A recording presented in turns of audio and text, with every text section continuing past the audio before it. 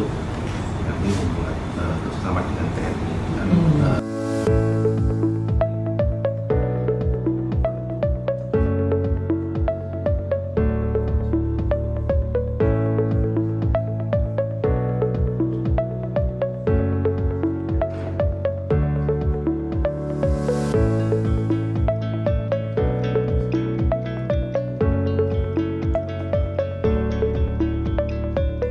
Kami melakukan tugas rehabilitasi di Aceh dan siap bersinergi dengan pemerintah Aceh untuk memulihkan lahan-lahan kritis yang ada di Aceh.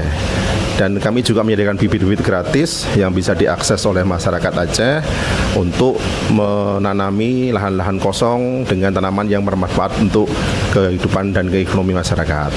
Dan kami berharap sinergi ini tetap bisa terjalin dengan pemerintah daerah yang nantinya bisa terus membangun Aceh secara lestari dan secara lebih baik lagi.